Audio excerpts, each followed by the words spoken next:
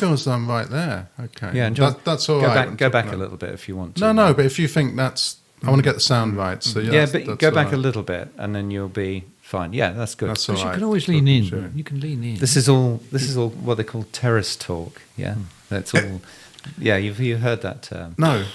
So terrace talk, it's everything, all the sort of chatting that they do before they start a track, Right. before the musicians start something. So terrace talk is like the nattering at the beginning and the end, Which I like. No, it's all good. So, I think we'd better start. Podcast number 3. Here we go. Here we Good go. luck, everybody. Break a leg. So, welcome everybody. This is podcast number 3.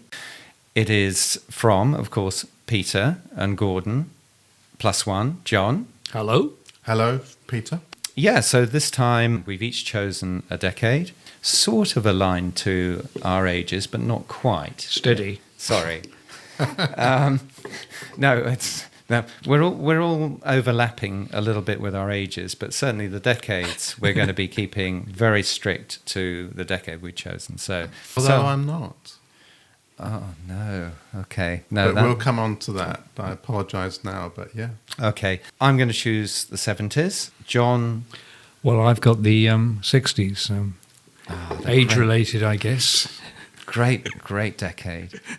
And Peter. And I'm doing the 80s. The only decade that was left for Peter to choose was the 80s. Yeah, but it was my coming of age, because I was, what was I, 13 in 1980, 14? I was 14, so Right. 1980. So, yeah, Okay. 14 to sort of 24. So, yeah, a lot of nostalgia and some great music, but maybe not quite as much great music as the 70s and 60s. And I think that bit of context from Peter is very valuable. So I would also... I hope my contribution is always... I wouldn't go that far. No. Well, no. No. Okay, well, let's pause on that for a second. I was brought up in the 60s, but the 70s is like the real music period that I remember the most. Sure. It was my dad who was purchasing 60s singles, but the 70s was when I started to really go out and buy tracks for myself. And John? Well, yeah, I mean, I was buying singles in the 60s, actually. Okay. Probably Cliff Richard, the first one, but we won't talk about that. But he's still alive, though, John, isn't he? Indeed. He's still going. He is. Yeah, very much so. Yeah, nice. Cliff, yeah. Great voice, Cliff, I think. Yeah, he has done some fantastic tracks. Amazing sort of record of chart hits over the years. Incredible. Did you go into those little booths to listen to the music? Oh, yes. Love those. Used to come home from school and walk down to the bus stop, and on the way there was a record shop. And if I had time, I always used to sort of pop in and listen to a single or two. So how did that work? Did you actually have to do the record, or you just... The guy in the shop, you ask him what you wanted to listen to, he put it on the turntable, and then you go into a little wooden booth and listen to it. And would there be more than one booth? Oh, yes. So you'd have various turntables. There tended to be. Yeah. So we're showing our ages. Yeah, that's here. right. No, but I do remember. And what's that called? A record shop. A record shop, yes. But before that, I just mentioned this briefly. Before I started listening to pop music on records, my auntie used to work in a music shop in Guildford, and I used to go in there sometimes and listen to something in one of these booths. And the thing I used to love listening to was an LP of Alice in Wonderland. And I used to sit there for, I don't know, I guess it must have gone on for about an hour or something, listen to the whole... What, spoken word? The whole Yeah. Not music. Yeah. Right. Fortunately, she didn't get many customers in that shop, so I was able to sit in there and just... So that sold instruments. That was an old a music shop, sold instruments, sheet music. And records. Yeah, lovely memory, actually. Indeed. Yeah, I love those record stores. We had one in Worthing, and I think there were 3 or 4 booths that you went into. And it seems extraordinary now, doesn't it, having something like that? I don't know when that did, because I don't think they were around, when I'd have gone to a record shop, which would, late 70s, early 80s, the first memory of that. I can remember going back you talk about a music shop. I mean, my big memory is my Granny being so proud of herself, ordering the White Album, because we'll go into this, but, my first love in a way was 60s music, the Beatles, and I was obsessed with them I still love them, but obsessed for many years, and buying the White Album from Whitwams in Winchester. I don't know if you guys... Remember Whitwams? Yeah, and that was sold instruments and sold the whole lot, but, such a big deal, her ordering this album and going to collect it, she's Wow. very unmusical, but, she was so proud of herself, Great. Okay, well, a little bit of preamble there. Which Gordon will probably edit out, but there you go. Okay, well, over to John. John's going to choose the first track. So going to start off with the amazing Everlasting Love by Love Affair.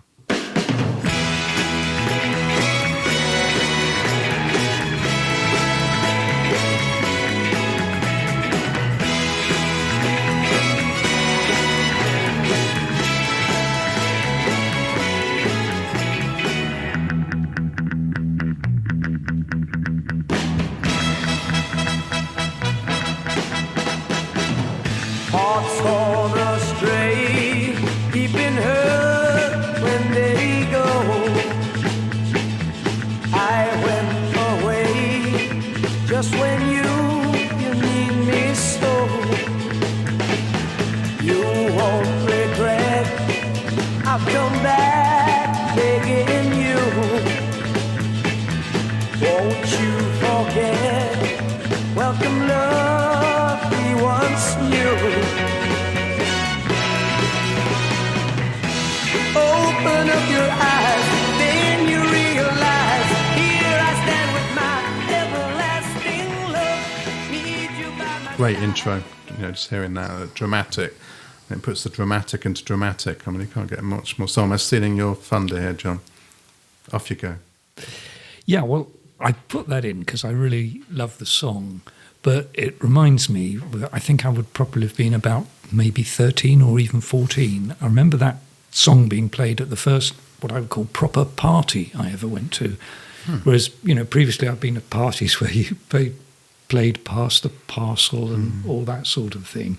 But I remember this party was a girl at school invited to this party, and when I turned up, it was a proper party, and there was music playing, and there was food and drink on the table, and there were no grown-ups. Oh, wow, sophisticated. It was, and I remember when I walked into the room, this was in Cranley, I think, in Surrey, and all the boys were standing at one end of the room, and all the girls were standing at the other end of the room, and both the groups were very embarrassed to mingle. Yeah. And that was my first ever sort of what I would call a proper party. And I remember this song playing and some others on the record player. I think what was something like Young Girl, Gary Puckett and the Union Gap and all that sort of thing. Yeah, similar. So what year? This song was released in the UK in 1967, and then it got to number one in 1968. Of course, it's not an original, as most people know. It was recorded by Robert Knight in America the first time. I didn't know that. Great Northern Soul icon. Yeah. And that song, it's very similar to the Love Affairs version, but it not quite such a big production, I don't think, which you were just talking about, because this one was produced by Keith Mansfield, who did a lot of stuff back then. And I can remember, the one I remember most from him was a song by Cupid's Inspiration. I think it was Yesterday Is Gone, but you're both looking at me a bit... the names ring a bell, but I can't bit blank think there. of the song. Anyway, the Robert Knight version only got to number 40 in the charts, whereas the Love Affairs version was number one for quite a long time.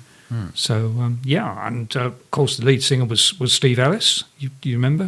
I do, because I know he sang on other groups, didn't he? Yeah, he went on. I think he had a group called Ellis, and then he was part of a group called Widowmaker. Do you remember that? Blimey. Again, I know the name. Later on, okay. and then he worked with Paul Weller and Roger Daltrey. He had a group called Ellis. Yes. But did he have any other hits? So I don't want to ask you Well, questions. Love Affair had loads of hits, but this was a sort of it's kind of got a Motown feel about it. It does. This song. It does. That's interesting, because I'm going to my first song as a Motown feel. Yeah. So Steve Ellis, he was 17 when that was a big hit. He was 17. Yeah, he was born in Steve Ellis. Yeah, the lead singer, Love Affair. He was born in 1950. Amazing. And some of his the ones I was trying to remember has come back to me now. Is A Day Without Love, Rainbow Valley, Bringing On Back the Good Times. That was them, was it? Yeah. Yeah. That's a great song. Yeah, no, That's all 17. Yeah. Amazing. Yeah. Those are big production records, all of them. They've got that similar sort of feel and really, really, almost a wall of sound, isn't it? Yes. But there's a touch of the old, it's a sort of Phil Spector Motown cross, which is, you couldn't get a better sound than that, really. Yeah. So, yeah. Okay. And he's still alive today and still going strong, Steve Ellis. It'd be good to try and see him. Is he touring? But, everlasting tour.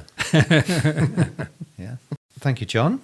I will go next. Yeah, that's good. 60s, 70s, 80s. Yeah? Oh, okay. Yeah. I didn't even think of that, Peter. Yeah, I like that. Okay, so my first track is going to be Year of the Cat by Al Stewart, that I listened to so many times when I was at art school.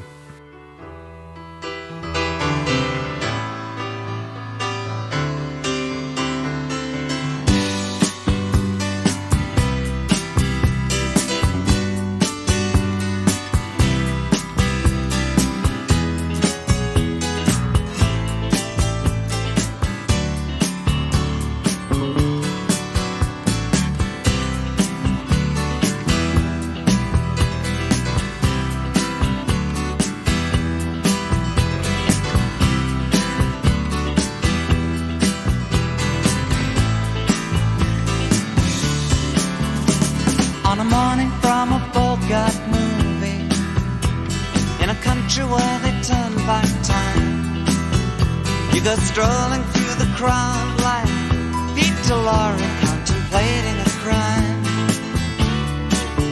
She comes out of the sun in a silk dress, running like a watercolor in the rain. Don't bother asking for explanation, she'll just tell you that she came in the year of the cat. Year of the Cat, just a few little insights. So the song itself, it took almost 10 years to make and reach its final form. The piano melody that underpins the entire track was not written by Stewart. It was a piece by Peter Wood, played during soundtracks on the US tour which supported Linda Ronstadt. And Stewart asked if he could write lyrics for it, and Wood apparently said no, he couldn't. But Stewart used it anyway, and I think he gave Wood a writing credit. Stewart, he wrote the first lyrics, and it was about Tony Hancock. Stewart went and he watched Tony Hancock perform, and he remembers that Hancock told his audience that he was a complete loser. Not Al Stewart, but Tony Hancock felt he was a complete loser. And he just wanted to end it all. He actually said that to the audience. And the audience all laughed, of course, because they thought it was just a joke. But Al Stewart, he meant what he was saying. He kind of saw through it. And of course, Hancock died and committed suicide a couple of years later. Terrible mental health problems in all he his really life, did. He did. So that was what he first sort of wrote. He wrote a second version of it about Princess Anne, titled Horse of the Year. Right. Which is extraordinary, yeah. You sure? And that was rejected as well. Yeah. Was it a Mickey take, this? No, I don't think so. No. He was just looking for ways of, making this track. Fascinating. Yeah. And then the title Year of the Cat only came to him when he noticed his girlfriend's Vietnamese astrology book lying open on the relevant page. Oh, right, okay. So it was the year of the cat. So, well, actually, it really was the Year of the Cat when it was written. So, when was that, Gordon? So it was 1976. Oh, gosh, right.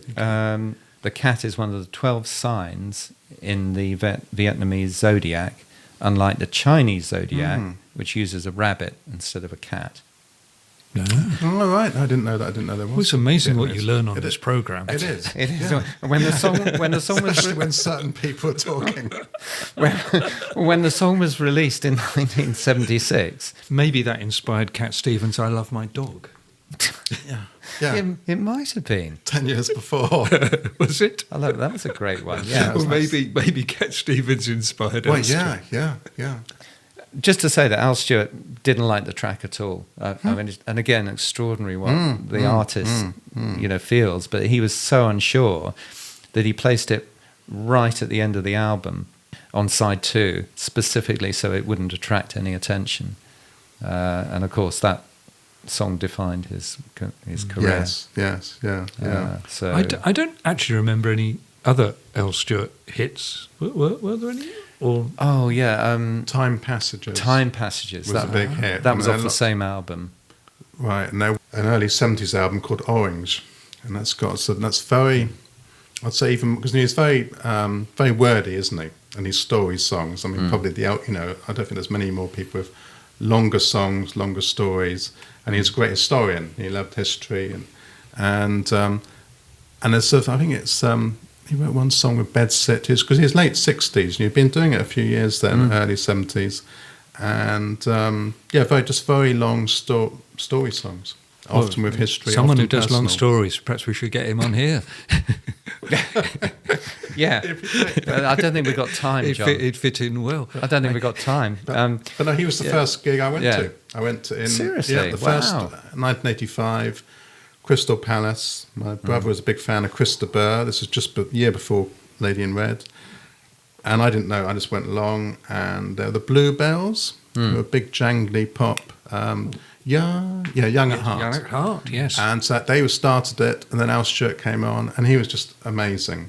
He's very witty, very unpretentious. It'd remind me of Cat Stevens when I was young. Yes. It's the same sort of Well, image. it was folky, wasn't it? Folk that- rock, stories, yeah. Yeah. Although far more stories. I mean, Cat Stevens had stories, but they were very Well, in his very later detailed on in words. his career. Yes. Yeah. I mean, we're not talking about Matthew and Son and No, all but that I'd sort say of Al thing. Stewart was far more wordy than, they had stories. Yeah. And there was sort of- Yeah. I like stories in songs. Oh, yeah. Yeah.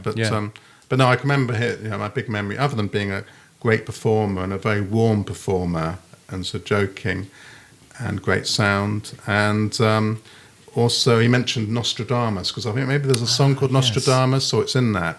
And he talked about Ayatollah Khomeini of Iran, and that had been sort of foretold in Nostradamus, and that was my sort of big memory of that. But my Interesting. first gig. And the other thing was, and I've seen him since, saw him down at the Brook in Southampton, just with another guitarist, a guy who was with Wings and What Paul recently? Recently? Or, sort of 15 years ago. gosh, Yeah. is he still with us? He's still doing it. He's Yeah. touring with a band called, I think, Empty Pockets. Two little factoids, because he's a bit of a sort of Forrest Gump character, because he lived with Paul Simon, and when Paul Simon was writing a lot of those early songs, so he heard those songs develop, and he was on a band with Tony Blackburn. Oh, So I don't know wow. if you knew. Yeah, My God. yeah. I That's remember. another I snippet. remember a Tony Blackburn single. Oh, I right. I remember a few of his singles. Yeah, and yeah. Are they? Can you sing it or tap it out? It's gone. But Yeah, I think it has gone from me. I am too. going to mention Tony Blackburn later. I mentioned Krista Burr Yeah. and Lady in Red. Well, Great story songs again, actually, which before Yeah, it in the was. 70s, yeah. I remember I went to a party when that song had just come out. I think. Was there and, more mingling than John's party, or was it? Well, we did mingle later on Yeah, in the so party. I meant to ask you that. Yes, Because you left that. That got. No. It was starting to be interesting, that story, John. And I wasn't sure there was mingling over your song, Everlasting Love. I thought you were going to tie that in. I think that was it's a bit hazy, my memory of it's a long course. time ago. Wow. I think that may have been the song that got us all sort of Mingling. dancing, yes. Okay. And mingling. And mingling. Yeah. Well, I remember mingling and dancing to Lady in Red at that party because I just didn't know any different back in those days. So What, slow dancing? yeah, it was. But But when I, there's embarrassing slow dances where you're not touching and you're just sort of... just very I slow. can remember doing that to Japan. What was it Ghost? There's a Ghost in the Japan, so it's too young for you. The only one in the know 80s. I only know there's a ghost in my house. Oh, right. By Ardeen Taylor. Ardeen Taylor. Was there physical contact in the 60s? Oh, yes. Too much, But I probably. mentioned that on the previous podcast. Oh, okay. Yeah, but we'll have to go back and look at I'm going to that. have to listen to this podcast. This was me dancing to Albatross Oh, yes, I remember that. Yeah, I remember you saying Didn't I about get edited out? with Clara. I got Oh, edited Clara. out. Are you sure I didn't get edited out? that. I'll see if I can bring it back in. Right. Well, on that note, Come on, I we've think only done 2 songs. Yes, that's true. Yeah, but look at the insights that we've got there. So, time for you to unearth your track, Oh, Peter. okay. So, shall I say it, and then we'll just go straight into This it? better be good after all the build-up, Peter. There's a lot of talking. Let's just go for it. Embarrassment by Madness. And then I'll give one factoid of Madness. With UB40, they jointly hold the record for most weeks spent in the 80s UK single charts, 214 weeks. Wow. Play that song. Received a letter just the other day. Don't seem to wanna know you no more. They've laid it down, giving you their score. Within the first 2 lines it must be read. You're not to come see us no more. Keep away from our door. Don't come round here no more. What on earth did you do that for? Alright, she don't wanna know. She says, what will the neighbours think? They'll think we don't, that's what they'll think. We don't, but I will, cause I know they think I don't. Our uncle, we don't wanna know. He says, we are disgrace to the human race. He says, how can you show your face when you're a disgrace to the human race?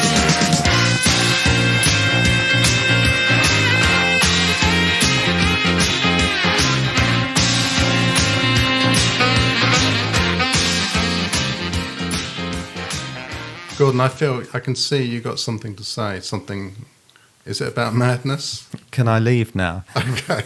I think Madness are a little bit like Marmite. Yeah, you either love them or you hate them. They're not my thing. I mean, I think they've had an amazing career and good luck to them, but it's not my type of thing. I wonder if it's to do with Suggs, and his character as well, because he was, full-on bullish character. And You found him too much, just a bit arrogant. Is that what you're saying? Or it seemed to be like that, even if Yeah. he wasn't. Right. It just seemed to have that full-on kind of feel. But the track itself is unique. I mean, it's a great piece of music, but it's interesting, again, depending on what mood you're in as No, well. I can see it. If you want to be, if I was in the studio painting a picture that looks like a Jackson Pollock, with paint all over the walls, then Madness would be there. Madness, I'd put that on. But if I was doing a tranquil scene of the Itchen River, I might put on. I know you Emily have Harris. a thing with sort of ska revivalists, don't you? Yeah, I kind of like the original stuff better. I mean, like you were saying about UB40. Well, they Yes. had a big hit, I think, with Red Red Wine. Yeah. Now, I love the original by Tony Tribe. And then Neil I find Diamond's, yeah. But the Tony Tribe pure reggae version, I really, that was one of my favourite records. So I must. It's difficult. I don't. I think that was the original. Anyway, I might. Yeah, well, I know Neil Diamond was a cover version, and people always think Neil Diamond wrote Red Red Wine, didn't they? No. I think Neil Diamond did write Red Red Wine. No, he didn't. I don't Okay, think. well, we're going to check that. I'll fact check, but carry on.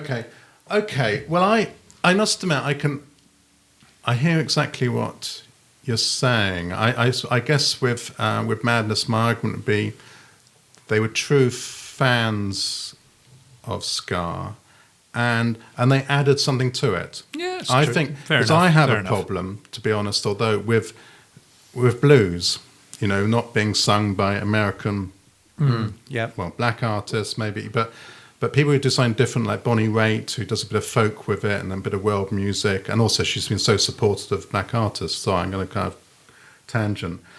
But I'd say Madness, they introduced other elements. They weren't a straight ska, as you could say, UB40 or reggae. I mean, I love UB40. Their early, that first album, I think it was, their original songs.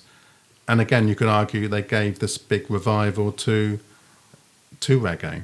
You guys gave a little bit about your sort of background. And I would say my first love, 1979, I was 13, and for whatever reason, I think there was sort of an album re-release, but the Beatles, I was into it. So, Okay. they broke up nearly a decade before. So they're my first love. And Simon & Garfunkel, Paul Simon. So I love them. And at the same time, I started to listen to the radio. And so from 79 to 82, I was literally obsessed by the UK charts. Every Tuesday morning or Tuesday lunchtime, new chart would come out. So I had all that. So I had that obsession with those 3 or 4 years. And of those, all those, and I still love all those groups, and I won't list them all, late 70s, early 80s, Madness and Blondie.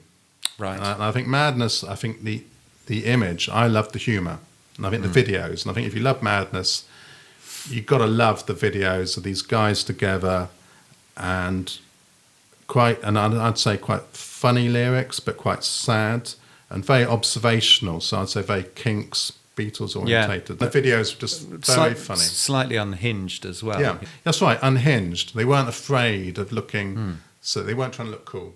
No way were they ever trying to look cool. But there was, they came from tough backgrounds. And I think, I'll just say that. I could go into that more, but they came from tough backgrounds. Okay. Where did they come from? Well, they were London, and I must admit, I should know, because my London geography isn't, but they were London. Yeah, okay. Yeah. Can I just say that I'm absolutely flabbergasted. He is absolutely right, isn't he? You are right. Neil Diamond even wrote Red Red Wine in 1967. Yeah. Obviously, UB40 didn't have a hit with it till a long time afterwards. Okay. But the guy I mentioned, Tony Tribe, it says here, I just looked it up, he famously transformed the song into a reggae classic. I did vaguely, in but it's a long time. 1969. Can we keep that in, because I sound quite... knowledgeable with that. That's staying, Peter. So he did, So it was only 2 years after, Neil Diamond. I can't believe it. I'm amazed that he wrote that. Do you want to get a drink, John? You're all right. No, I'll be all right. All right, okay. I'm going to go home and listen to it. Yeah, just for the listeners' benefit, John's now lying down with a cold poultice on his ego is forehead. destroyed. But okay, so released in November 80, got to number 4 in the charts. And it was written by Lee Thompson, who's the sax player. So you know him as the wacky guy flying through the air. Music by Mike Barson, plays the keys. I think I get too many facts here, but I'll just say the story because it's a big thing. It's based on Lee's sister Tracy being pregnant with a mixed-race baby and the reaction of their family. Actually, Lee says he feels he was too harsh on his parents and they were totally besotted and involved once baby Haley was born. His sisters she says the words are accurate, but that some were thought rather than said out loud. And there's a lovely BBC emotional interview on YouTube where the sister, her daughter, Haley, and Lee say how ultimately proud they are of the song and the issues it brought up. Interesting, Okay. But Suggs, it's still one of my favourites. People think of our songs as being perfectly pop, but musically it doesn't have a chorus. And it's kind of unusual. The chord changes take you up and down and round and round. Deceptively simple with a very long sax solo and quite dark lyrics, but catchy nonetheless. Lyrically, it's fantastic. It's very real. And I suppose it's the ultimate Madness song because it's kind of funny, but really quite dark. Music much jollier than the lyrics. We tried to sound like a Motown band, but failed miserably, which in itself quite charming. Paul Weller's, it's one of his favourite ever songs. Right. And Town Called Malice was inspired by Embarrassment. And I love Town Called Malice. It's that same era for me. So. Well, that's got a Motown feel, that has. And I must have Town Called clicked with that. It's interesting. And that's where he sort of got that from. But I've had 2 encounters with Suggs. Have you? Okay. I'd never seen them live, but I was next to Suggs in a queue leaving a Wiltshire prison after we'd seen some Armed Robbers do West Side Story. Wow. And I'd seen him do a 10-minute, well-oiled, full pub participation, It Must Be Love, at a fundraiser for Henry McCulloch, who was the only Irishman to perform at Woodstock. And I was in the beer garden at half-time, just me and Suggs, and I didn't talk to him because he was escaping he was having a fag. And I just stood there looking at my phone, just too embarrassed, so I didn't mean that, to talk to him. Well, you don't always want to interrupt famous people. Well, I certainly didn't. No. Because you could tell, I think what you do, there is a slight, you could say arrogance, cockiness, but I think he's a fascinating guy because they come from a tough background, but they're very into the world and other Yeah. forms of music and art. You know, because I thought art and books, and they're an interesting bunch. Well, I've learnt a lot there, and Maybe too much. maybe, but the one thing I've learnt there. Yeah. Well, I've learnt several things, Okay. Peter, but the one thing that stands out is understanding the lyrics and really listening to the lyrics, because I've never listened to the lyrics of that song. Is that right? You haven't? I've just Okay. listened to the song. I've just, Okay. just the melody, and which I do actually. Sometimes your brain switches off, Well, and you just listen to the music, and you don't really take in the words. I think that's true. Yeah, and I think it always interests me. Like Paul Simon said that no one, who's everyone worships him as a great wordsmith, which he is great. But he said, I never listen to the words. I listen to the tune, and if I love the tune, Yeah. then I'll read the words. Yeah. But he says the first time it's the music. Yeah, and I think that's true for a lot of people. And When in I this when I podcast- look at lyrics to songs, half the time I find that I've misunderstood Yes. what they were. And Yes.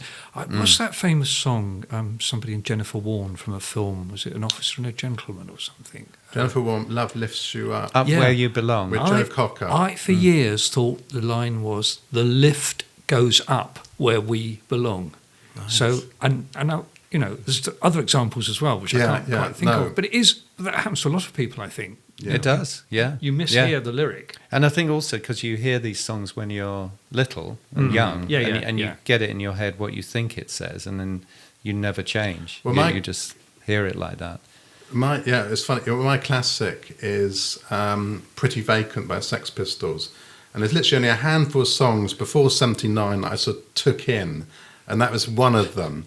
And I thought it was all to do with a toilet, being vacant. I couldn't understand why it's pretty vacant or pretty vacant. It's pretty vacant. Why it's half and half. And I never taught. I was quite a shy kid, so I never asked anyone. But I just assumed that's what it was. funny. A vacant a toilet, Yeah, So, but yeah. that's another. That's a song ready to be made, isn't it? It is. And back to John. We're moving back to the 60s. Ah, right. Now I'm going slightly further back into the 60s this time. I'm going right back to 1964 when I was a young boy. And this takes me back to You the sound day. like a proper DJ now, Charles. And this takes me back. I've warmed up now. This takes me back to the day when I used to watch Top of the Pops with my family. And one of my favourite records, and it was to get my mum and dad talking, was the Honeycombs' "Have I the Right?" Oh my And do you know goodness. remember what was so? Well, you don't remember those days, but do you remember Yeah. what was so special about them? Female drummer. Female drummer. Female drummer. Caused a sensation in Absolutely. Did it? Is that 1964. right? Oh, absolutely. People couldn't believe it. My mother was going, what is that? My dad was going, And And that's probably why my dad went out and bought the single. Did you get all those? Do you think he has to do those sounds again? Did you get it? Because that was quite good. But anyway, this is called I've got them. Have I the Right? And it's got this wonderful, wonderful sound to it. And I've only recently realised that, of course, it was produced by the legendary Joe Meek.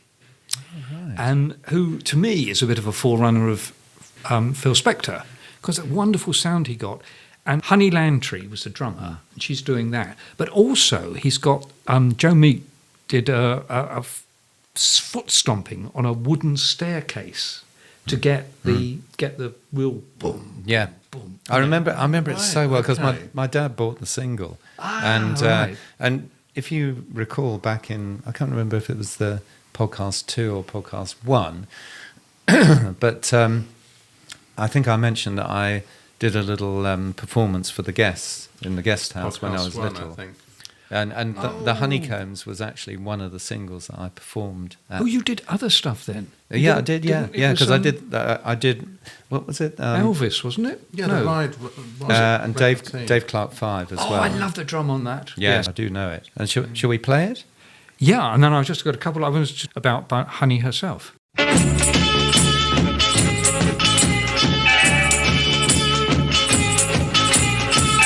Have I the right to hold you? You know I've always told you that we must never, ever part. Oh, have I the right to kiss you? You know I'll always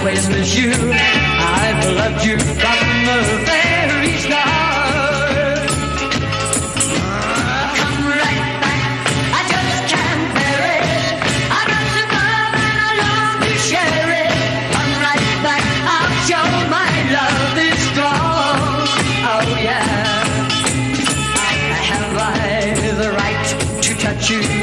If I could, you'd see how much you send those shivers running down my spine. Ooh, have I the right to thrill you? You know I'm waiting till you give me the... Super track. Really super track, and a great beat to it, and fascinating that he was stomping on the stairs doing that. Well, yeah, he came up with loads of other sort of novel sound effects. A very, very, very clever guy. One of the most influential sound engineers of all time. I've read about him, but unfortunately, he had, like somebody else we spoke about before, was Tony Hancock. He had terrible mental health issues all his life, and he was quite young when he passed away. I think he was born in 1929 and passed away in 1967. And that song we just heard, the Honeycombs, it reminds me of another one around that era, and I think it was called the Applejacks, like dreamers do. I don't suppose you guys... I can't picture, but I remember being similar. I remember the name Applejacks, but I don't... That was another... You wonder whether it was the fame of that influenced him. Apparently what happened, I think, is that I read that he had this studio it was in a block of flats, and he had this terrible argument with the landlady about the noise. And I think I'm right in saying, I think he may have shot her. I think he the did, landlady, yeah, and in sort of remorse or something, he killed himself. Yeah. But some of these other ones that I love. I just want to say, John, that I had a landlady once that I did want to shoot, but I didn't. Okay, so just to lighten the mood. Were you banging on the wooden staircase as well? I'm not going to answer that. When I say that, I think I'll tell you later, John. Anyway, I was just going to say quickly, before I get on to Honey, that Joe Meek's other songs I remember and I loved were Telstar by the Tornado. I've got that single. Yeah, fantastic. I love those instrumentals. 1962. And then there was a classic Johnny Remember Me by John Layton. Ghostly. I love that one.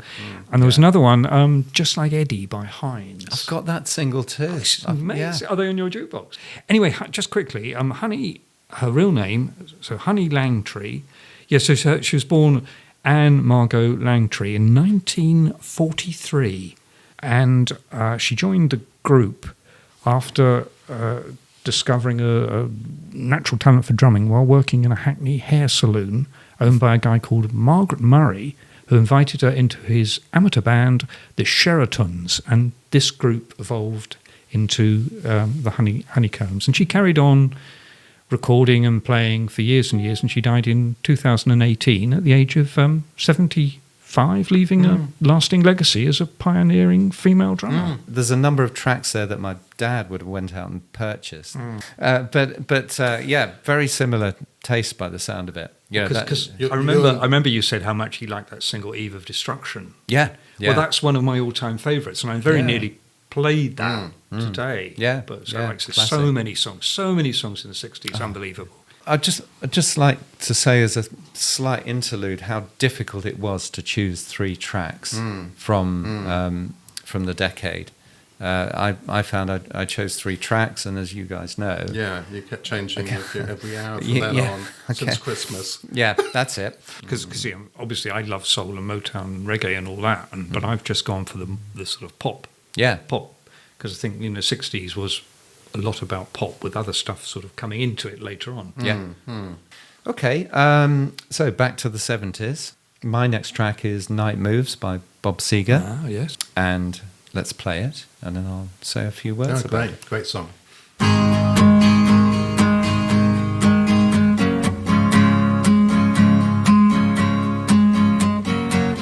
was a little too tall, could've used a few pounds. Tight pants points, hollering out. She was a black-haired beauty with big dark eyes, and points all her own, sitting way up high.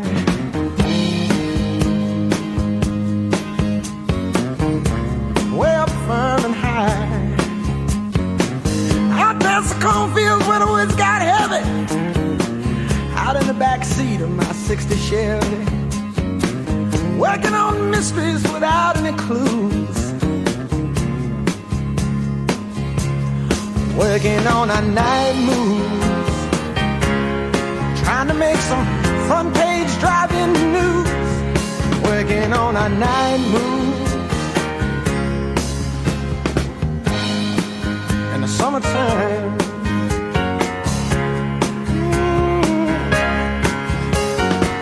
in the sweet summertime,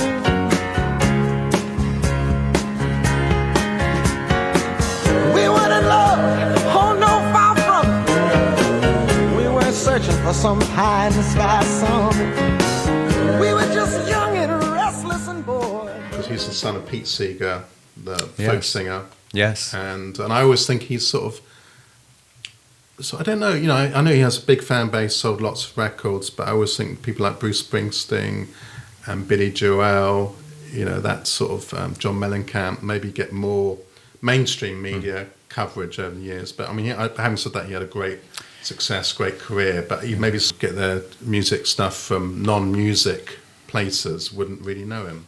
No. Yeah.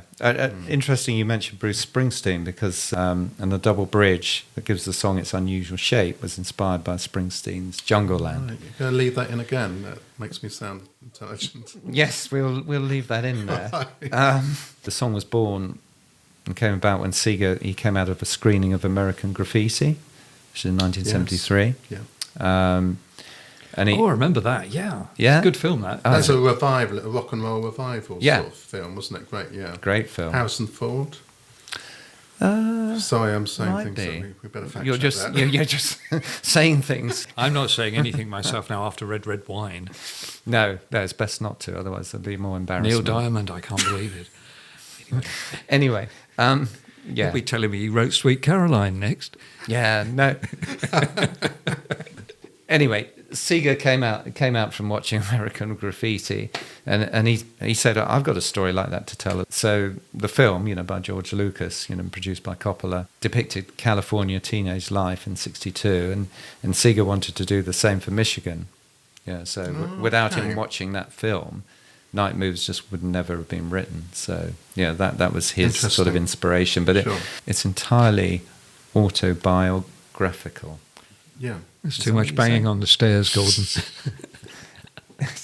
I'll cut that. Yeah, I might actually cut that out. But the song's based on a real love affair that he had, and we'll all like this, with a dark-haired Italian woman. Oh, yeah. Well, we've all been there. We've all been there, but maybe not the same woman. Whose boyfriend was serving in the military, so he was going out with this girl. But when the boyfriend returned, she married him. So this song is about, you know, that sort of heartbreak, and We've all been there as well. well, we certainly have. But the song itself was actually almost not recorded. It was the last to be recorded at a 3-day session at Nimbus 9 Studios in Toronto. Most of the Silver Bullet Band had already gone home by the third day, and Bob Seger played this on a piano, and he played it for producer Jack Richardson, who said it was a good song, but Seger didn't like it. It's got sort of two sides to it. It's about teenage angst and breakup, but it's also about adulthood and kind of looking back. They recorded it in less than 10 takes. It took 6 months to write it. Again, these songs, a bit like Year of the Cat. You know, you think they're just there, boom, but it was recorded really quickly. He wrote parts of the song in a drive-in. What drive-in movie that is? Or car wash? Restaurant. Yeah, that's what I'm a bit... Drive-in restaurant. What, do you Yes. have a 3-course meal on your lap sitting in your car? I think so. Yeah, Or maybe you drive in. Maybe Yeah. just 2 because of the situation. Drive-in. I mean, I always think of drive-in cinema in America. Yeah. That's what you see in the movies, don't you? Yeah. Well, Well, I don't like all this eating with people watching films. no, I don't like that at all. No. But have you seen the stuff? Seriously, the stuff people eat when they go in to see a movie these days. It's outrageous. It's not good. And then they get their Sugar. phones. Then they're in the middle of this 3-course meal, and then their phone goes off, and they take a phone call in the middle of the film. I mean, it's just, you know. Have you written to the papers about that? And you can't eat a pizza quietly. You know, No, it's impossible. If the film it's sensitive. That's the beauty of a drive-in cinema, isn't it? You just drive. Yeah. I've never been to one, but I mean, you just sit in your car. Yeah. Oh, I went to one in on a Greek island years ago, and we saw. Was it Ocean's 11 or one of those? Oh, yeah, nice. It's amazing, actually. You know, it's nice. all a bit of a blur, like most of Yeah. my life now. But I can't remember if we had anything to eat or not. But there you go. Okay. No. It wasn't pizza, probably, was it? No. I don't think so. It was a lovely little Greek island. I wish I could remember where it was. Never mind. Final little snippet. When the track was released, there was no video that went with it because, of course, MTV didn't exist. No.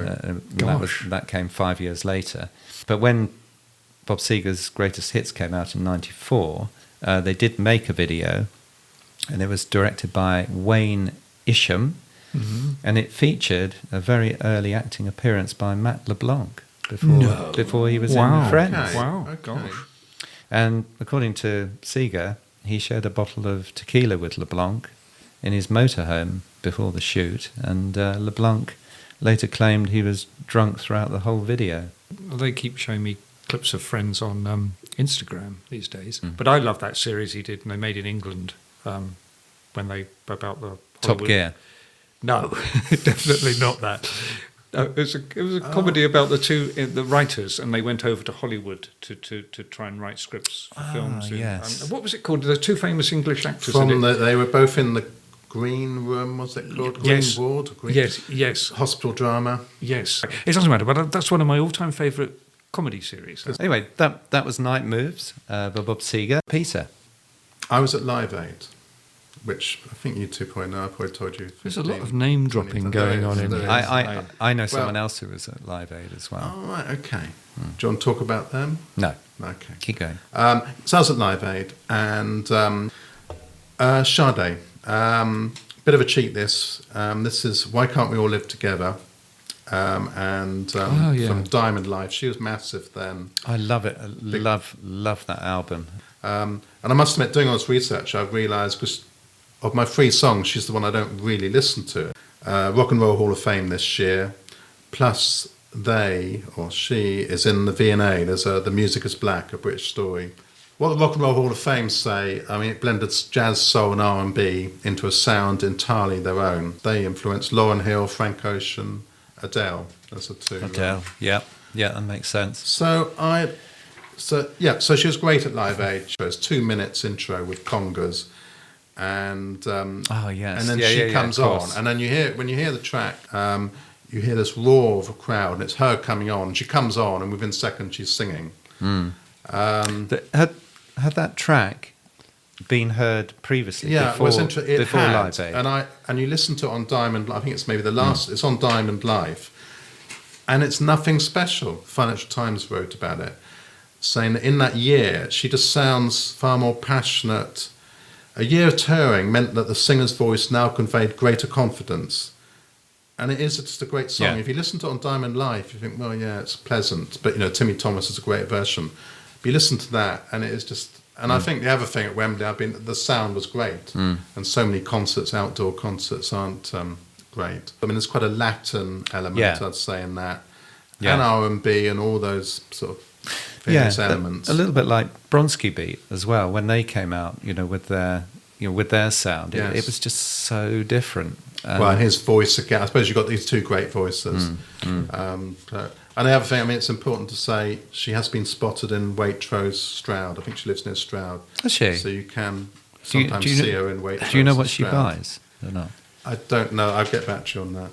So you're going to play Why Can't We Live Together? By Her version. Live Aid version. Live Aid version. Okay. Because I've never heard this song done by anybody else other than Timmy Thomas. So I'm Okay. really looking forward to this. Okay. Okay.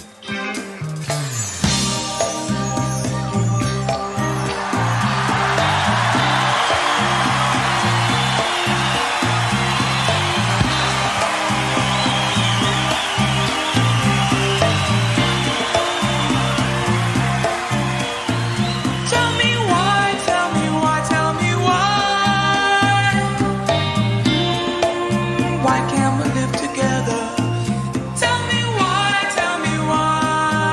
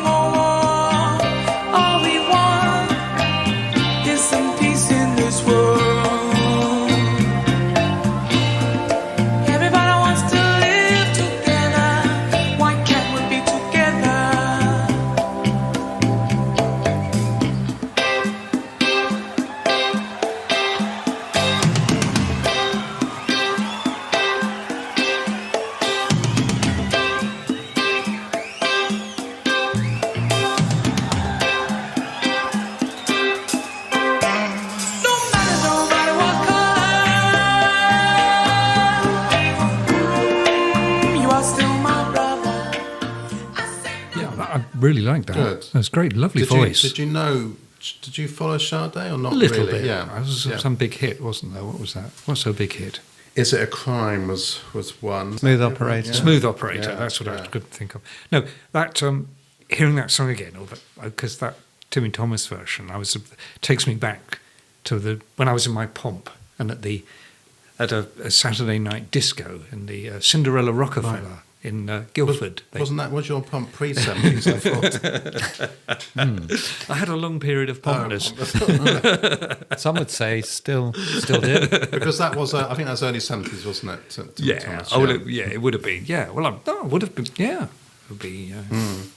So you love that, and so now you brought. I'd just say She sings that really nicely, though. it is. I mean, when you see her, it's she's mid-20s. The confidence of someone coming out there and singing so perfectly, and you see the video, and it's just she comes out and is just totally confident, putting such emotion into it, but the voice. And it hasn't been, because you can see it live, so it hasn't been re-tampered with. Say about Timmy Thomas, he actually sung at Nelson Mandela's inauguration. Oh, great. He went out there in '94 and he sung that song there. Oh, excellent! I didn't know that. Yeah. Okay. So yeah. Great. So yeah. No. Thank you, Peter. It was really good choice. No, I like Yeah. that. Yeah. Could I just say before we really Yeah. quickly? Yeah. The comedy I was talking about that I loved is called Episodes, about the two writers who go to LA and then they meet up with Episodes, yes. and they meet up with Matt LeBlanc, and the actors were Stephen, I think you said this, Mangan, is that? Yeah. And Tamsin Gregg. Yes. So And I think it's Green Wing, the comedy that I loved that those two were in. they were definitely in that. I remember And that was a very wacky. And they sort of speeded stuff up, didn't they? yeah, It's that sort of was only- great. That was Yeah. great. Yeah, Yeah. yeah. Okay. Thank you, John, for clearing that up. Well, I thought I No, ought it to. was. That's right. No, it only took us half an hour to get there. But. Yeah. Now we're going to flip back to the 60s for John's next and last Yes. track choice. Well, okay. Now this one, I'm going back to 1967 when I was a young and aspiring hippie, Right. although probably only about 14 years old. But I'm going to play. I've loved this song so much, and I still do, is Scott McKenzie's San Francisco, bracket, be sure to wear flowers in your hair, bracket. I Great song. love this song, and I can remember, again, watching it on Top of the Pops, and I remember that, my parents hated this. I went out and I started buying sort of hippie stuff, and I bought what do you call those T-shirts with 3-button sleeves and a 3-button collar? What's a granddad shirt? Yeah, and long yeah, sleeves. Yeah. Yeah. I got a granddad shirt, but maybe it has another. I bought one of these bright yellow what we call it T-shirt granddad Yeah. vest, and I got some wallpaper from our roof, and I cut out those flowered wallpaper, and I cut out these flowers. And I painted them, and then I pressed them again on the T-shirt to get this amazing. Well impression. done. And then Well I got done. some flared jeans, and I think I was a member of a youth theatre at that time. I think it was Farnham Youth Theatre, and I painted the initials FYT on these, and then I got some more flowers and did the same thing with white paint and put those all down there, and then I finished off. I got different colour, and I loaded some paint onto a paintbrush and flicked it all over the jeans, so they were paint. Jackson Pollock style. Yes. Your parents loved you. My outrageous, and so one of my friends, where in the village we lived, was the son of the village school head teacher, and I remember going round to his house once to see my friend Chris, dressed in all this gear, and this headmaster. I mean, obviously I wasn't at primary, I wasn't at the village school then, but I had been there, and he was outraged. I bet he was. Outraged. Yeah. Well, he told you. Oh, he said, "What are you coming in here to invade?" or I don't know, Excellent. something like that. But Wow. So did you carry on wearing it? Did you I carry carried on, being and a I bought hippie more. yeah. I bought more stuff, but then and then sort of changed different sort of. And I looked. I don't know. I changed to a different sort of image Yeah. as time goes on. But yeah. there you go. Anyway, You recalled that in amazing detail for somebody who's a bit hazy with the past. And it's great. And it's great that you've worn all those clothes for the Today. podcast. Yeah. No wonder he remembered. The paint's still wet as well. But no, but Remember, that's my chair. I just wish I'd got a photo. Yeah. I haven't got a photo. Oh, no. But anyway, Yeah. I must get back to Scott. Yeah. Should we play him? Let's play him, Yeah. and Let's then play we'll him. talk about it. Yeah.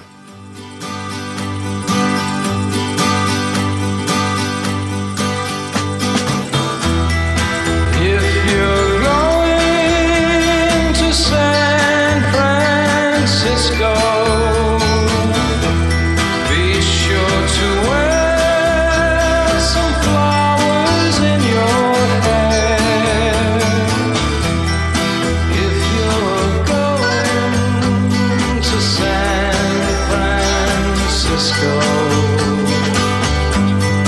you're gonna meet some gentle people there. For those who come to San Francisco, summertime will be a loving there. I have to say that if I was doing the 60s, that would have been on my list as well. That's such a great track. Yeah, no, I love that. Anyway, getting back to Scott McKenzie, he was actually born Philip Wallace Blondheim III. Gosh. Wow. On the 10th of January 1939, which amazed me. Of course, that was San Francisco, a massive hit for him in 1967, and his follow-up. He did a follow-up which was a small hit called like an old-time movie, and I don't remember that. No, I mean, And the title rings a bell. Yeah. And that is like a... But I meant to, and then he went on and did other stuff. And, that was written, you know who this was written by, don't you? John Phillips, Yeah, Mothers and Papas. Mothers and Papas. Yeah. No, that's very good. Okay. Yeah, and he actually in the 80s, he went on to tour with a revised version of the Mamas and Papas, and he wrote, apparently, or co-wrote, a Beach Boys #1 hit, which, again, I don't remember, called Kokomo. Yeah. I know. Do you remember one. that? It was a massive hit. I mean, it's Huge. not... I don't know why I don't remember it in 1988. Late 80s. Yeah, 88. It was a kind of a one-off, It wasn't it? was a later. one-off, yeah. And I'm just trying to think who else... Yes, I mean, I know I think maybe John Phillips and him helped write it, didn't they? Yeah, I think they must have. He said Yeah. it says here in this info I've got. He co-wrote it. I guess he must have written it with.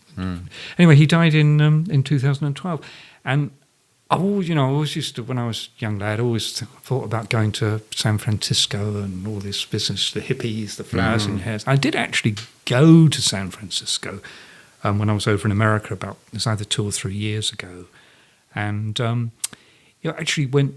As part of the trip, we stayed in San Francisco for 2 days, and I'm afraid I didn't see anybody with flowers in their hair, and I didn't see anything of the Summer of Love. What I did see was Alcatraz Prison, which is there, and that was an amazing trip out. Because that was on the video, I think, wasn't it? Of I can't remember. I think it was, because was it? they had... I haven't seen the video of it. Because when the hippies took it over, when it stopped being a prison, and I remember all these hippies being on Alcatraz, and I've got a feeling there was it could have been anti-nuclear. There was they took it over as an anti-nuclear. it might have been. It might have been to Yeah. do with that. Ban the bomb signs. I remember. I think it was. It but might have been No, that. I've been there. It's fascinating, isn't it? And you hear on the earphones, you hear the prisoners, ex-prisoners talking about It's it. an I don't incredible think- if it's still the tour. same. Yeah, it's quite scary. Actually. It is. They shut you in a solitary confinement, don't they, for I a couple didn't of do that. minutes? I didn't do that. And you're in Right. complete I couldn't have done darkness. that. I wouldn't like that. You could sort of feel the ghosts of the prisoners who used to do this. Really, When they shut me in the solitary confinement, I think Clint Eastwood was in there with me as well. I could feel him. So you weren't in solitary confinement, God. That's true, actually. No, it was almost solitary confinement. is that the prison in Papillon? You know, the Steve McQueen film. I where don't they think- escape, that's or a is it a different That's one? Is it a different one? Clint Eastwood made a movie. Yeah, remember that of one? That. Is it the Rock? There's another one Yeah. called The Rock. The, and isn't it's the a Rock? guy- Isn't that That's a Clint set- Eastwood? Is that Clint Eastwood? No. Escape from Alcatraz. Oh, It's that's Clint. it. Yeah, that was Clint. That's And was definitely that based on because they think maybe 2 people got away or they drowned? I mean, that's the Yeah, idea, we wasn't it? don't People know, couldn't. yeah. You know. Yeah. So did you get a boat back or swim back, John? got the boat back. He had to get the boat because I think because of his That's flowers. for the best, and it also your tie-dyed. It might have ran, if you got it wet. But it wasn't rather ironic. You know, I've always my life Yeah. I've thought about San Francisco with the beautiful flowers and the flower people and the hippies and all that. And I'm over there and I'm in Alcatraz, Don't see any. which was incredible. Well, to be honest, that's trip. my big memory Yeah, of San yeah, Francisco. yeah, It's yeah. Fascinating. And yeah. I bought a baseball cap there. So I've Did got you? mine. Yes, Yeah. I've got mine. I, Which I think have been pictured in some of our, shown in some of our publicity pictures. But there you go. yeah, well, I spend a lot of time in San Francisco, and I always think of that song when I arrive there. Right. It's, Anyway, that's my bit about that. If we've got time when we finished, I've got the sort of top 20 singles from the 60s. Thank you, John. That was again another classic track. So my last track is "Low Down" by Boz Scaggs. Oh yeah, nice. 1976. A few facts. So the musicians who recorded "Low Down," so there was keyboardist David Paish, drummer Jeff Porcaro, and bassist David Hungate. They went on to form Toto. of Oh course. right. And of course, they're one of the most decorated session and touring bands of the 1980s. Sure. And Paish co-wrote "Low Down" with Scaggs, and he said, "I'm not sure Toto would have happened as soon or quite the same way without the album Silk Degrees, which is what Low Down came from." Silk Degrees was not an immediate hit. The first single, "It's Over," was a failure, really. I mean, it kind of scraped into the charts, and the album was really struggling. But then a Cleveland R&B radio DJ, he started playing "Low Down" before it was released as a single, and that was only possible when DJs had, I suppose, the freedom to choose their own tracks, you know. Sure. And he played it, and the phones lit up straight away, and then other R&B stations followed, and Columbia Records then formally released it as a single, and it climbed to number 3 on the Billboard Hot 100. It was a big hit then. It was a huge hit, yeah, in the States. And the connection to Saturday Night Fever, the producers filmed the rehearsal scene between Tony and Stephanie with Low Down actually playing on the set. So if you remember that scene, and Travolta, he choreographed and performed the moves that he did to that track. Well, the dance moves. Yeah, so the scene was shot in full, but afterwards Columbia Records refused to grant clearance. Oh wow! And so they couldn't play the track. God, what a mistake they made! I know. Wow. Yeah. Yeah, so composer David Shire had to write an entirely new piece of music to match Travolta's already filmed dance steps, which of course was Amazing. probably really Yeah. difficult. Yeah. And the Bee Gees weren't even involved at that point. It won a Grammy as Best R&B Song, and it was the first ever Grammy in 1976 for a white artist to win that award.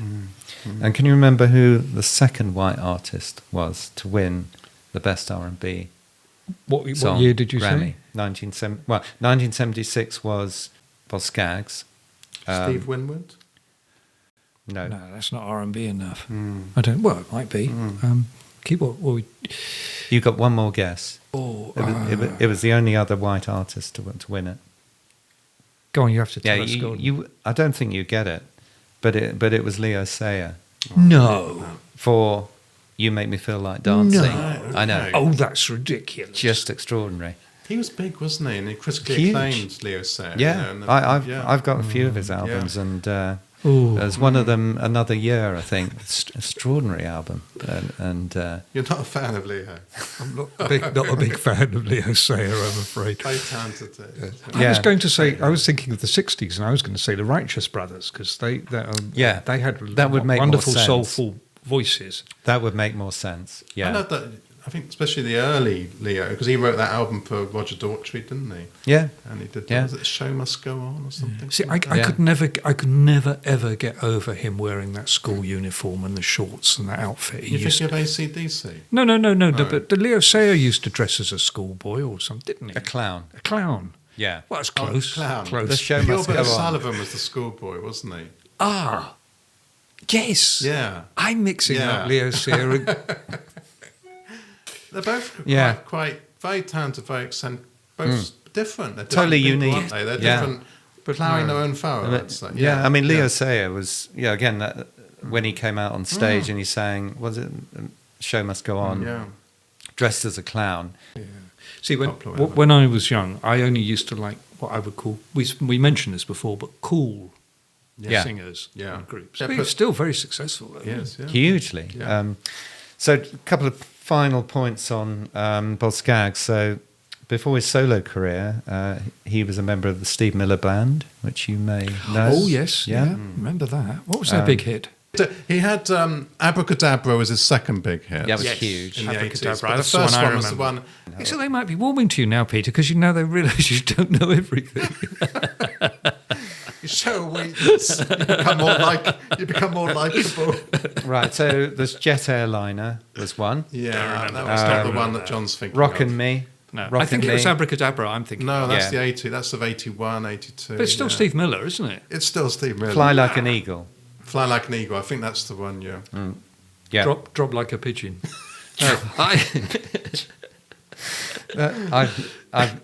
You see, I'm getting tired and John's just getting into it. Well, it's like me and my tennis. Yeah. I always start off badly, and then I sort of get warmed up, and I'm off. I know, it's exactly like his temper. Peter shows weakness. It seems to have G'd him up. He comes in at the side.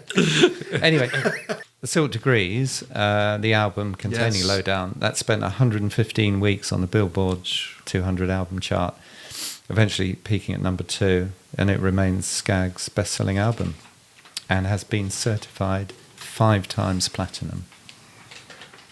Very impressive. So great track. Yeah. Well, before we do anything else, Yes, let's hear it. let's hear it.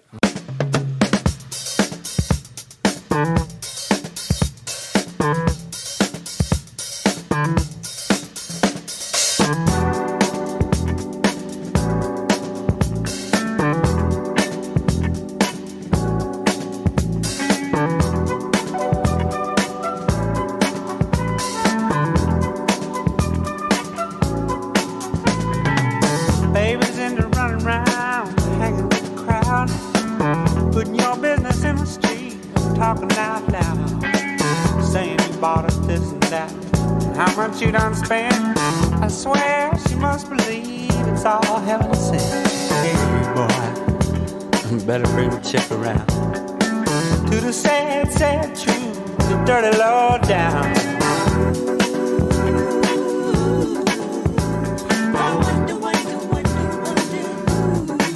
Taught her how to talk like that.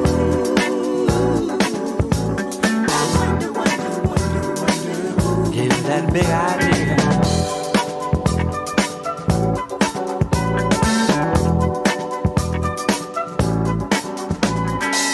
Nothing you can't handle, nothing you ain't got. Put your Yeah, money- Feel to it, yeah. It's got that late night effortless, really. Thank Good, you. good. Yeah. Thanks. Okay, so now we go to Peter Okay. for his final Final one. Final one. final choice. I better try and make this one good, hadn't I? Well, Yeah. good. Well, the last one was good. Was it? That's all Okay, right. I enjoyed okay. that. I enjoyed that Timmy Thomas version. Yeah. Oh, yeah. No, I meant my words, not just the music. Oh, well, none of that. None of that was good. It annoys me that this person, her own unique observational and emotional songwriting is so overshadowed in the media by several other things. And I'll leave those things to afterwards. So let's just play this. Okay, Yeah. let's go for it.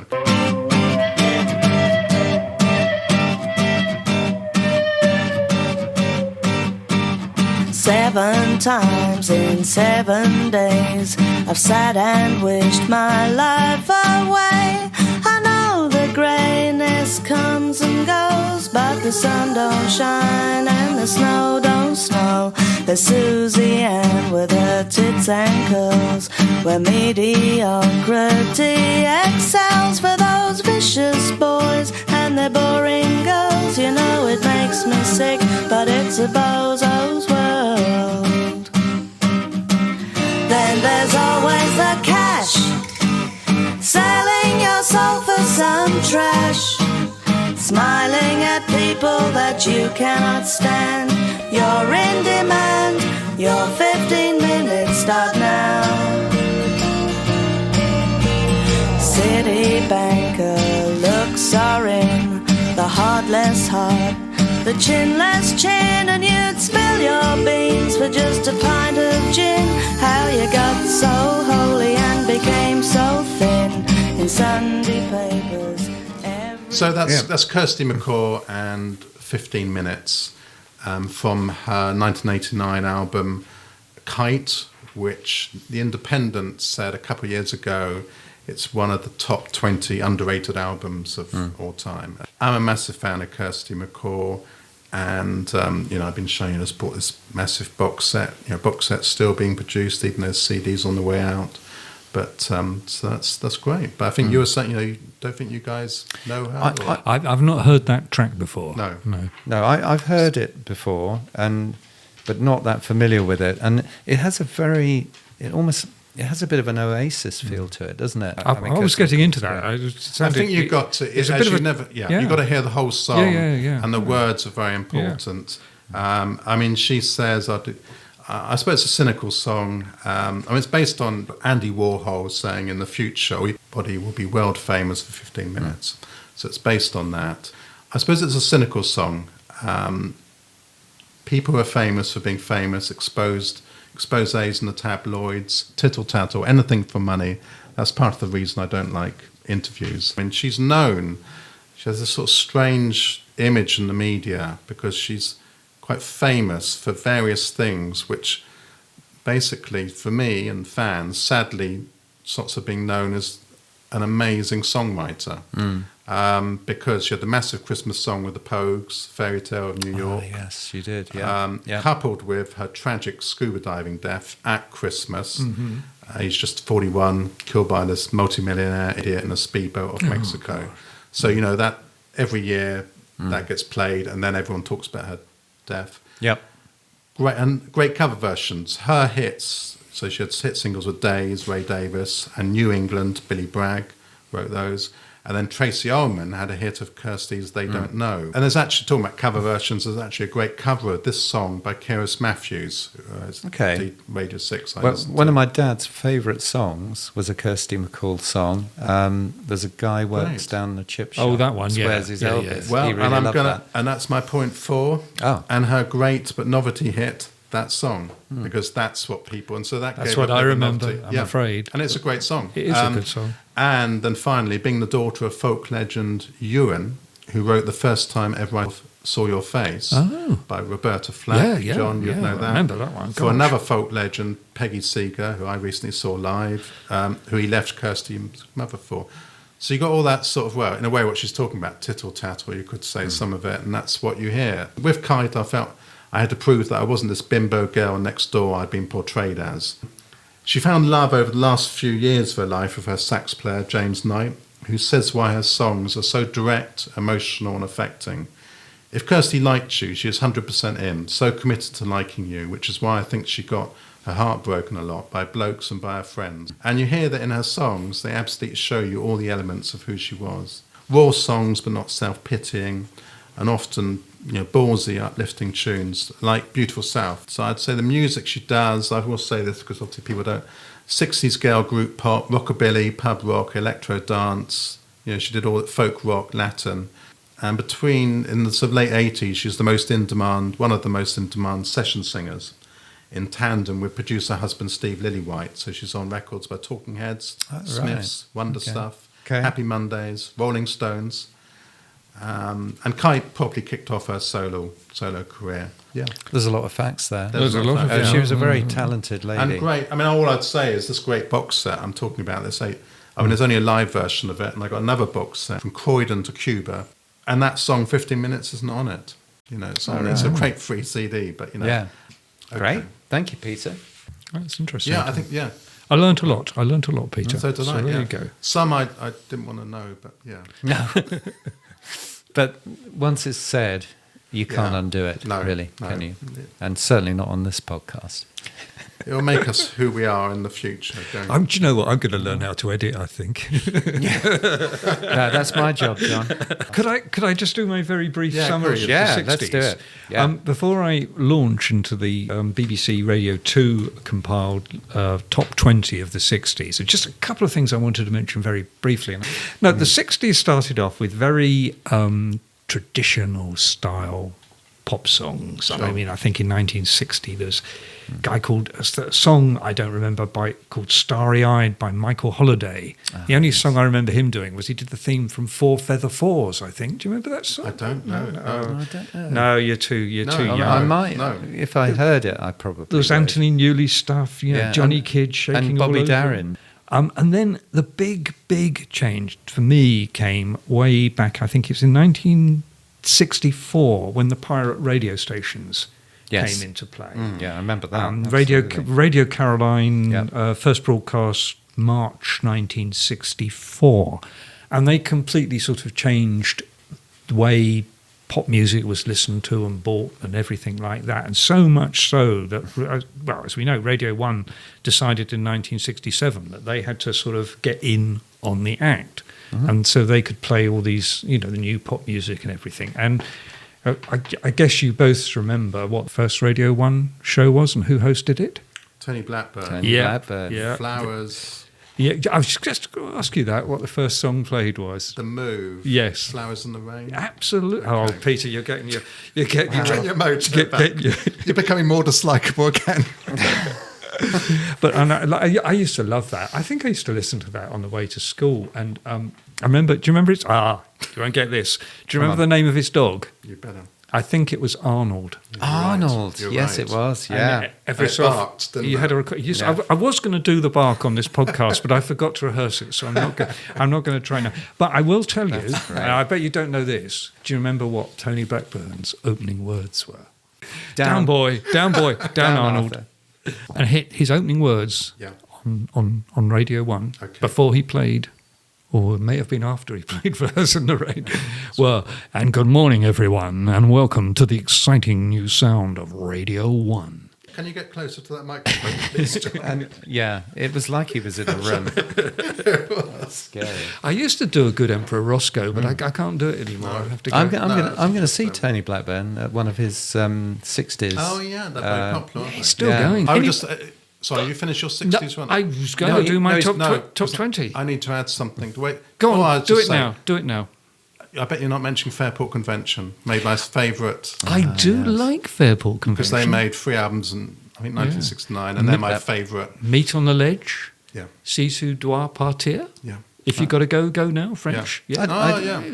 I didn't know you spoke French. No. May we? Back to your chart. Yeah, See. it's good Right. stuff. Okay. I mean, I don't know. We haven't got any countdown music, have we? So- Top 20. Who's got the most songs in this?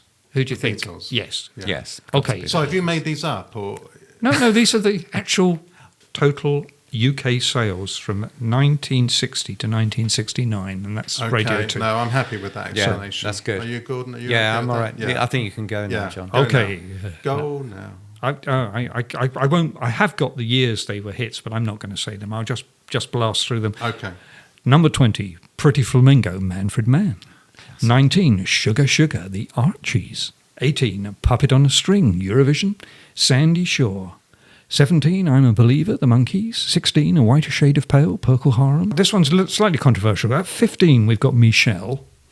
I love that track. I love it, but they've listed it as the Beatles. Well, it was never a single by the Beatles. No. It was on there on an album. Do you remember the album? Which album? Rubber Soul. Yep, very good. Good. But of course, it was a hit for two people. It was a number one hit for the Overlanders. Overlanders, And, yes. and then that's right. I remember David that. and Jonathan did a version, which got to number 11. Don't remember that. So I'm not sure whether they've... How the hell has it got? Number Sorry. 11, I'm not sure whether for this purpose of this chart they added the two sales, or the sales together. But anyway, Lovely track. I love that song. Yeah, I can't believe the Beatles never released it as a single. Maybe they did in But America. they had so many Yeah. they could have released. Yeah. Anyway, so that was 15, Michelle. 14 was, of course, the legendary The Last Waltz, Engelbert Humperdinck. Amazing. Then we have Green Green Grass of Home at number 12. Tom. Tom Jones. Yeah. Number 11, It's Now or Never, Elvis Presley. At 10, I thought that might have been higher. At 10, we have Strangers in the Night, Frank Sinatra. And I think we were talking about this maybe down the pub or somewhere. Well, I was saying that, it's a lovely, that's a great song, but I always preferred Something Stupid. Remember the song? With his... Yes. With Nancy Sinatra. Yeah, his daughter, yes. Yes. Yeah, number 9 was a double A-side. That's Day Tripper and We Can Work It Out by the Beatles. Number 8, another Beatles, Help.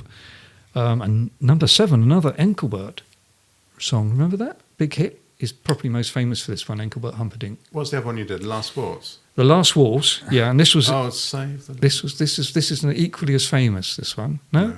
Release Me. Release Me. Please release me. I'm let gobsmacked he's me got two go. in the top 20. I didn't realise it was so big. Number 6 is a song I've always loved, but it doesn't really fall into the sort of cool category.